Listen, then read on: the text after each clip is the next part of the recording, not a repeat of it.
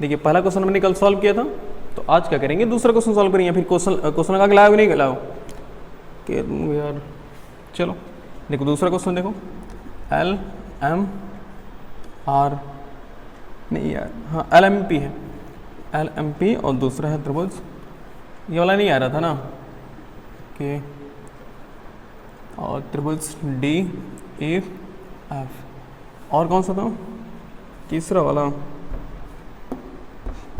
Okay देखते हैं।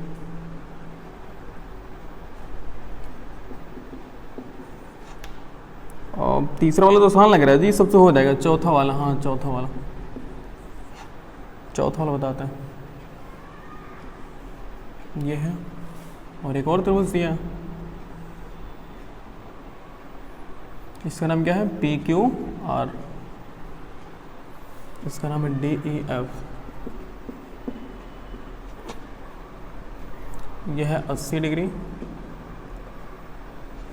यह है 70 डिग्री, और यह है 80 डिग्री, मतलब 90 नहीं है, 80 डिग्री है, और ये कितना है 30 डिग्री है। ओके, और इस वाले में दिया है, दूसरे वाले में ये 2 है, ये 3 है, ये 2.7, उसी प्रकार 5 है, 6 है, और ये है 4। देखो इन दोनों को सॉल्व करना,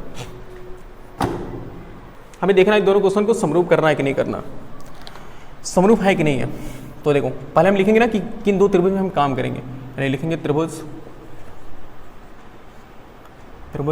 एम पी एल तथा त्रिभुज डी ई एफ, हम इन दो त्रिभुज में काम करेंगे।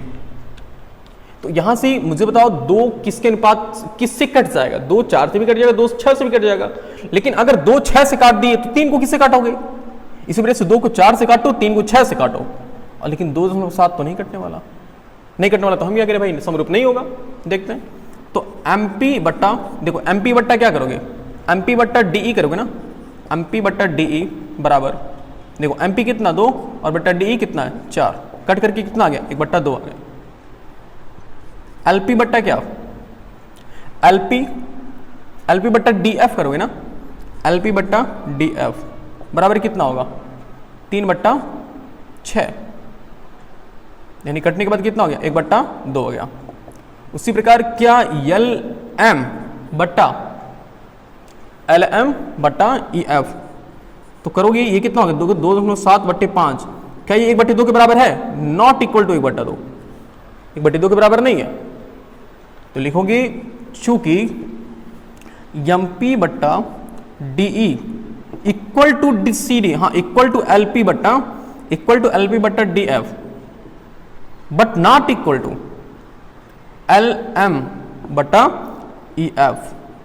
जब ये तीनों भुजाओं का अनुपात बराबर ही नहीं है तो तुम कैसे कह सकते हो कि भाई ये समरूप होंगी।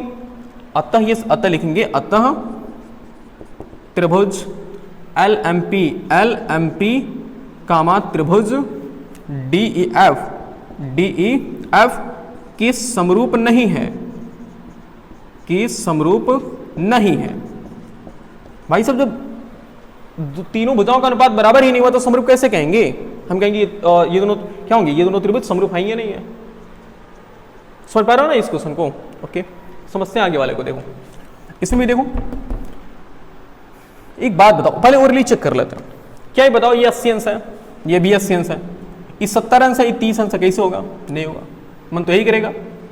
लेकिन थोड़ा सा पेशेंस रखो, कहते ना कि जो होता है वो दिखता नहीं, जो दिखता है वो होता नहीं, इसीलिए हम जल्दबाजी में कोई काम नहीं करने वाले। एक बात बताओ, अगर हम जानते कि त्रिभुज के तीनों कोण अंतः कोणों का जोड़ कितना होता है 180 अंश, तो ये 70 अंश और ये 80 अंश है, तो ये कितना होगा, देखो 8 7 15 150, ये कितना होगा 30 अंश होगा, 180 माइनस 150 30 अंश होगा।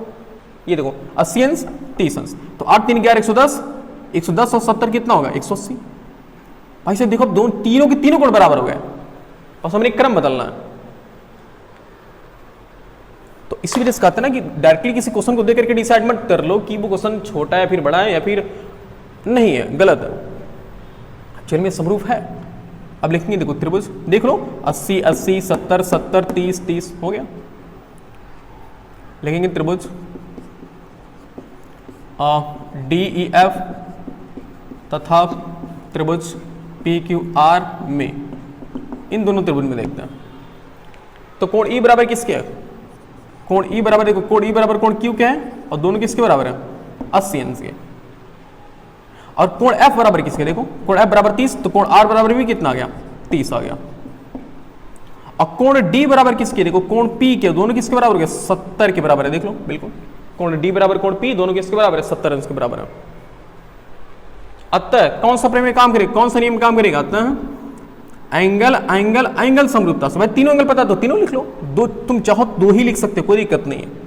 तो एंगल एंगल एंगल समरूपता से हम कह सकते हैं कि दोनों त्रिभुज क्या होंगे? समरूप होंगे, यानी कि त्रिभुज डी ई एफ समरूप अगर त्रिभुज किसके, देखो संगत चेक करना, डी ई एफ पहले 70 80 30, 70 80 30 यानी पी क्यू आर, त्रिभुज पी क्यू आर। तो मोरे ये कि इस वाले, ये वाला देखो, ये वाला समरूप नहीं है, ये वाला समरूप है, समझ पा रहा हूं? नोट कर लो। देखो देखो पांचवा देखो,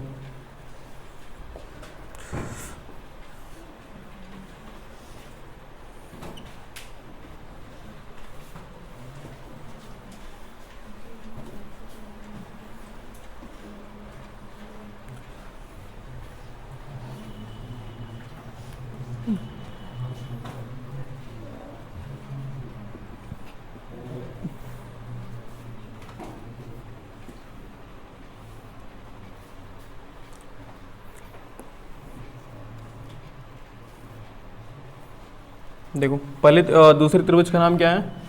अच्छा दूसरा वाला हमने बना दिया, हाँ डी ई एफ, हाँ छठवां ही बना दिया, D E F A B C, और यह है P Q R, P Q R, और यह है एम एन एल, यह है 2.5, यह है 5, और ये कितना?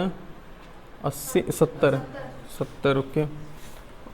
ये भी है 70 अंश, यह है 5, यह है 10, यह है 2.5, 80, और यह है 3, यह है 80 अंश, ये 6 और ये 5। देखो हमें चेक करना दोनों में कि दोनों समरूप है या नहीं है। चलो पहले हम लिखते हैं कि हम किन दो त्रिभुज में काम करते हैं। बोलो, लिखेंगे त्रिभुज एम एन एल तथा त्रिभुज किसमें? P Q are. हम इस दोनों त्रिभुज में काम करेंगे। मिस्टर अखिलेश, बाहर जाना चाह रहे हो? कुछ लगा के आए हो तो बतिया कर रहा हो, तुम क्या बात कर रहे हो? वो जबरदस्ती बात करेगा तुमसे? बात नहीं करो। पहली बात तो लगा के नहीं आया, दूसरी बात करो, इसका मतलब क्या बिल्कुल नहीं पढ़ने का मन है? देखो एन एम अपान क्या करोगे? एन एम अपान देखो क्या करोगे? 2.5 है ना, तो 5 ही तो कराओगे कंपेयर ना, तो पी क्यू कितना आ गया? 2.5/5 यानी कितना आ गया? 1/2। ओके, और इसको अगर बात करी एम पी को, एम एल को किसके अनुपात में लाओगे? एम एन के बट्टे की बार करोगे, तो ये कितना हो गया? 5/10, जो कि कटने के बाद कितना आया? 2। अब तो कोई बुझा दिया नहीं, लेकिन हाँ बीच वाला कोड भी दे दिया ना। तो कोण एम किसके बराबर है? और दोनों किसके बराबर हैं? 70। देखो ये दो भुजा और दो भुजाओं के बीच का कोण बराबर है, याद रखना। देखो दो भुजा, दोनों भुजाओं के बीच वाला कोण, तो साइड एंगल साइड लिखेंगे। अतः यस ए यस समरूपता से दोनों त्रिभुज क्या होंगे? समरूप होंगे, यानी कि त्रिभुज एम एन एल समरूप होगा त्रिभुज किसके? संज्ञा चेक करते हैं। एम एन एल पहले 2.5, फिर जो नहीं पता है, पहले देखो 5 वाला ही तो है, पहले 5 फिर जो नहीं पता, तो क्यू पी आर, ओके समरूप हो गए ना। इसकी बात करते हैं। इसमें देखो, तो इसमें बीसी के बट्टा पहले लिखेंगे हम किस त्रिभुज में काम करेंगे? तो त्रिभुज ए बी सी तथा तथा डी ई एफ में, डी ई एफ में हम इन दोनों त्रिभुज में काम करेंगे। देखो तो यहाँ ए बी बट्टा क्या करना चाहोगे, सोचो, ए बी डी एफ करना चाहोगे ना, तभी तो 2.5 है और ये 5 है, तो कट कर कितना आ गया बेटा 2 आ गया। और बी सी बट्टा क्या करना चाहोगे, बी सी बट्टा ई एफ, और दोनों कटने के बाद कितना हो जाएंगे 3/6 यानी कि 1/2। यहाँ पे देखो 2 भुजा मिल गई, और यहाँ तो बीच वाला कोण है, और यहाँ क्या बीच वाला कोण दिखाई दे रहा है, इसी ये वाला कोण बराबर होना चाहिए था ना, लेकिन ये वाला कोण बराबर है, मामला गड़बड़ है। तुम कहोगे सर तभी तो इसको उठा के उल्टा पलटा रख देंगे उसी पे, किसी भी तरीके से रखोगे ना तो ये इसके ऊपर ओवरलैप नहीं कर पाएगा।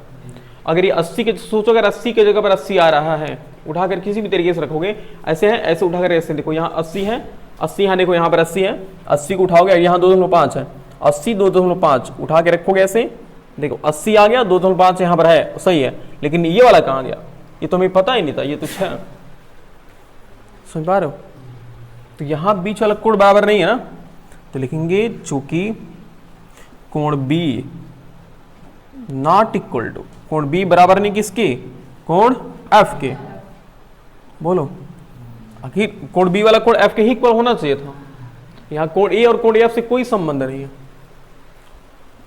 जो कोण B कोण F के बराबर नहीं है, अतः दोनों त्रिभुज समरूप नहीं है, अतः त्रिभुज ABC कामा DEF, त्रिभुज DEF के समरूप नहीं है। नोट करो जल्दी से कि समरूप नहीं है।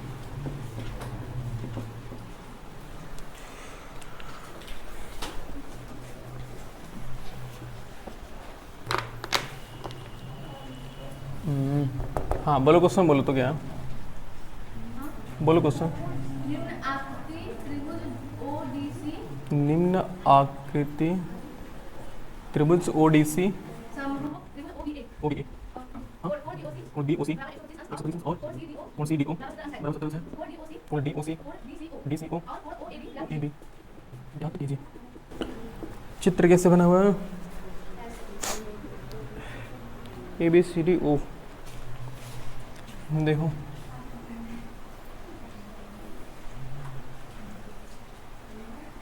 ऐसे बना हुआ, यहाँ A है, यहाँ B है, C है, D है, O, यही बना है ना, ओके। यहाँ ये कोण दिया है 125 अंश, और ये कोण कितना दिया 70। देखो उल्टा हमने नेमिंग उल्टा है क्या, ओके, यहाँ D यहाँ से सही है, ओके। देखो ऐसा क्वेश्चन जब भी आता है ना, एक तरह से सोचो फिगर वाला क्वेश्चन, तो सबसे पहले हम लिखते हैं कि दिया क्या क्या। अगर जैसा लिखने के लिए हम बता रहे हैं ना, वैसा लिखोगे बिल्कुल एक भी नंबर तुम्हारा कटने वाला नहीं है। सबसे पहले लिखते हैं कि दिया क्या है, उसको दिया है। अब इस क्वेश्चन से हमें चेक करना है क्या क्या दिया हुआ है। देखो कह रहा आकृति में ये दोनों त्रिभुज समरूप है, और जो जो चीज हमारे लिए जरूरी है वही चीज लिखना पड़ता है। यहाँ पर तो सिंपल लिख दिया ना, कभी कभी क्वेश्चन बहुत बड़ा होता है तो उसमें पता नहीं चलता कौन चीज हमारे लिए जरूरी है कौन नहीं है। तो वही मेन चीज होता है कि हम ये चेक कर पाए कौन हमारे लिए जरूरी है, उसी को हम दिया में लिखते हैं। तो बताओ ये हमारे लिए जरूरी है कि नहीं है भाई, दो त्रिभुज समरूप है, वहां से सभी संगत भुजाओं का अनुपात बराबर होगा और सभी कोण क्या होंगे, बराबर होंगे। तो त्रिभुज ODC, त्रिभुज ODC किसके समरूप है, त्रिभुज OBA के। और क्या गिवन दिया है, और क्या दिया है, देखो BOC कितना दिया, कोण BOC बराबर 125 अंश। और क्या दिया हुआ, हाँ कोण CDO बराबर कितना, ये तीन चीज हमें दिया हुआ है, ओके। ये एक चीज, दो और तीन चीज। क्या हमें ज्ञात मतलब क्या ज्ञात करना है, तीन कोण ज्ञात करने हैं ना। देखो वो कौन कौन कह रहा है, यानी एक कोण कह रहा है DOC कामा कोण DCO और DCO तथा कोण कौन सा OAB। ये तीन कोण हमें ज्ञात करना। अब ऐसा लिखने के बाद तब नीचे क्या लिखेंगे, अब हल करेंगे हम। अब यहां से सॉल्व करना शुरू करेंगे। कुछ आइडिया सोचो, पहले तीनों कोण देखते हैं कहां पे, DOC कहां पे, DOC मतलब ये वाला कोड है ना। ओके, DCO कहाँ पे? DCO मतलब यहाँ पे। OAB कहाँ पे? OAB ये वाला कोड है। इस तीनों कोड को हमें याद करना है, एक कोड, दो कोड और तीन कोड, ये तीनों कोड को याद करना। तो क्या कोई मुझे बताना चाहेगा ये वाला कोड कितना का? डायरेक्टली सोचो भाई, जब 125 है ये कितना आएगा? 55। भाई ये क्या देखो, रेखीय युग्म कोड पढ़े कि नहीं पढ़े हो? एक ही रेखा पर बने कोड है कि नहीं है? भाई यहां से DOB एक लाइन है कि नहीं है? एक रेखा है ना, तो जब DOB एक रेखा है तो इस रेखा के ऊपर जितने भी कोण होते हैं उन सभी कोणों का जोड़ कितना होता है? 180 अंश। तो 125 और इसको ये वाला DOC दोनों का सम कितना होना चाहिए? 180 अंश होना चाहिए। इसको लिखेंगे कैसे? तो हम रीजन के साथ लिखेंगे। सबसे पहले हमारे दिमाग में क्या आता? हमने कहा था कि DOC क्या है? एक रेखा है, जो कि DOB एक रेखा है। जब DOB एक रेखा है तो इन दोनों कोणों का जोड़ कितना होना चाहिए? 180 अंश। तो BOC कोण BOC प्लस ऑफ कोण DOC देख लो, BOC ये वाला कोण और DOC ये वाला कोण, दोनों कोणों का जोड़ कितना होना चाहिए? और क्यों होना चाहिए? रीजन क्या है? रेखीय युग्म कोण है। बताया गया ना रेखीय युग्म कोण क्या होता है? रेखीय युग्म कोण है, इसे हम लीनियर पेयर एंगल बोलते हैं, रेखीय युग्म कोण। तो BOC कितना दिया है? 125 दिया ना, और यहां से DOC हमें क्या करना है? ये तुम्हें याद करना है, इक्वल टू 180। तो कोण DOC कितना आया? 180 माइनस 125। तो कोण DOC कितना आ गया? 55 अंश। चलो एक कोण निकल गया। मैं दूसरे कोण की बात करते हैं। अच्छा एक बात बताओ, ये कोण कितना निकला है? 55 अंश। ये C वाला कोण कैसे निकालोगे? बिल्कुल सही, हाँ हम जानते हैं कि त्रिभुज के तीनों अंतः कोणों का जोड़ कितना होता है। तो पहले हम लिखेंगे कि हम किस त्रिभुज में काम करेंगे। यहाँ देखो हमें दो त्रिभुज दिखाई दे रहे हैं ना, तो हमें लिखना पड़ेगा त्रिभुज DOC में। लिखेंगे त्रिभुज DOC में हम इस त्रिभुज में काम करेंगे। तो तीनों कोण का जोड़ कितना होना चाहिए? 180। तीनों कोण का लिखो तो पहला D वाले का नाम क्या होगा? ODC होगा ना। कोण ODC प्लस कोण DCO, कोण DCO प्लस कोण DOC बराबर 180 अंश।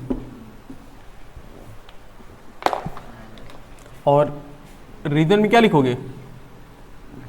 रीजन में लिख लो कि त्रिभुज के तीनों अंतः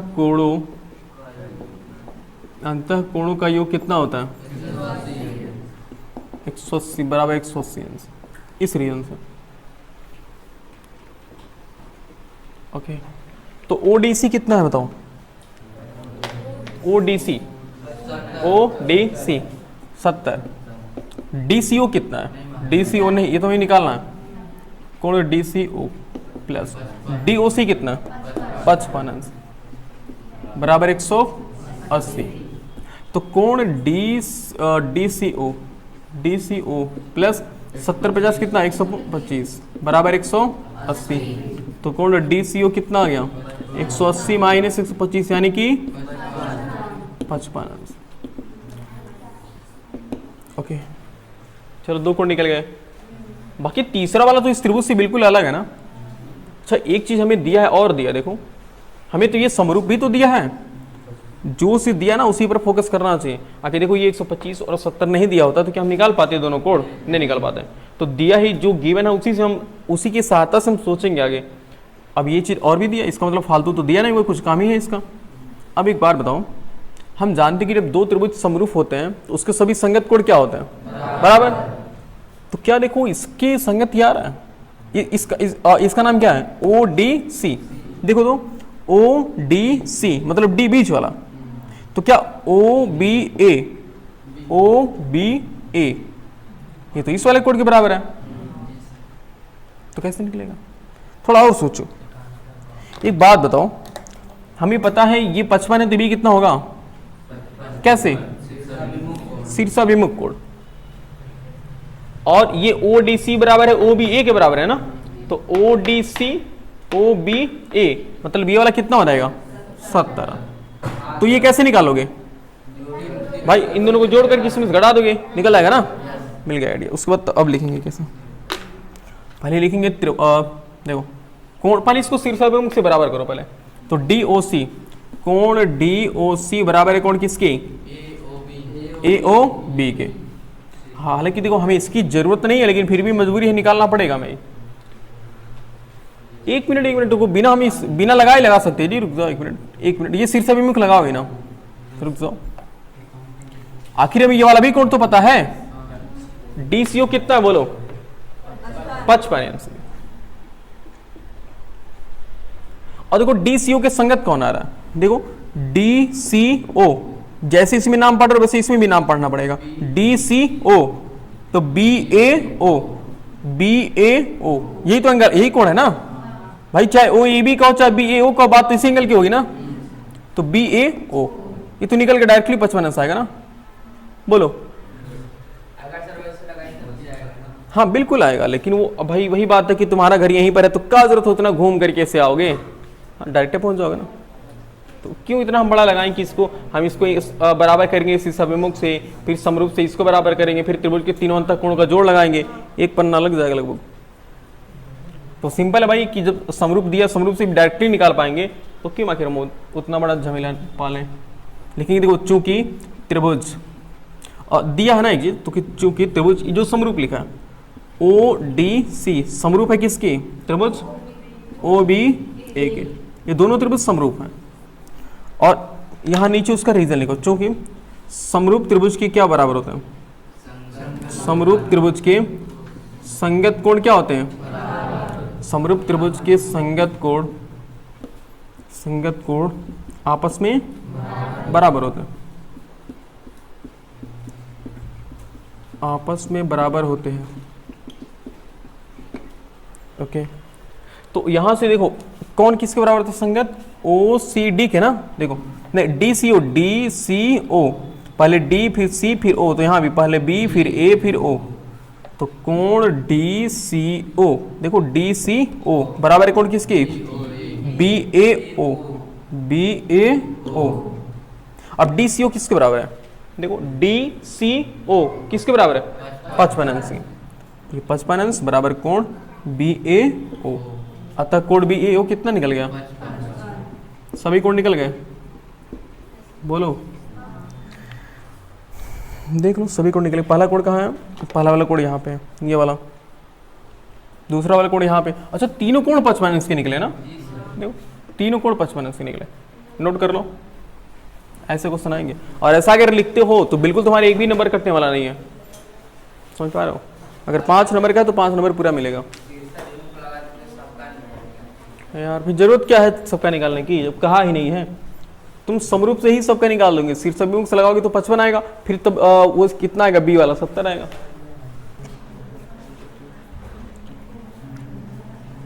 देखो चौथा बोलो तो क्या है,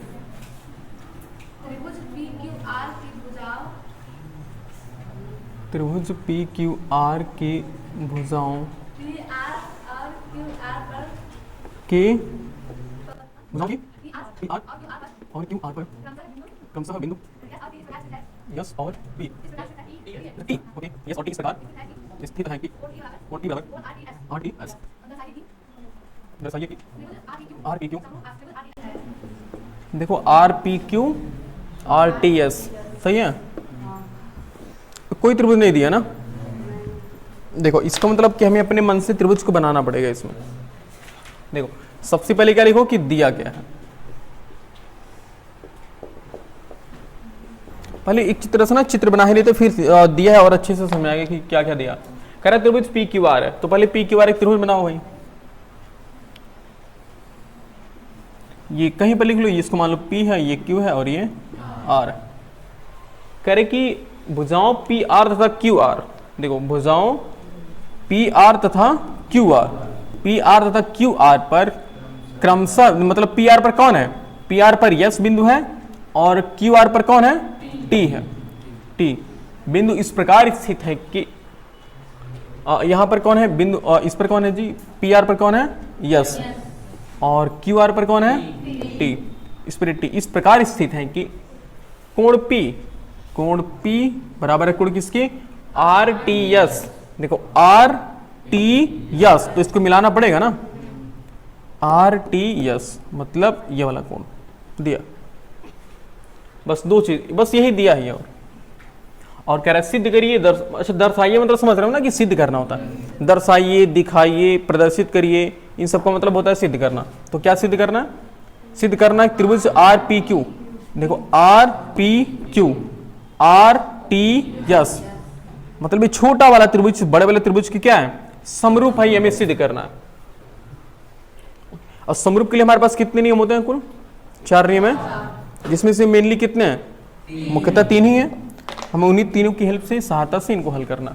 देखो सबसे पहले लिखते हैं कि दिया गया, तो दिया है, इस बताओ इस पूरे क्वेश्चन में क्या दिया है, सिर्फ एक ही चीज दिया ना, मतलब हालांकि त्रिभुज भी दिया है, ये वाली भुजा भी दिया है, लेकिन हमारे लिए जरूरी क्या है, सिर्फ इसका, बस यही तो हमारे लिए जरूर है ना, मतलब मेन चीज है।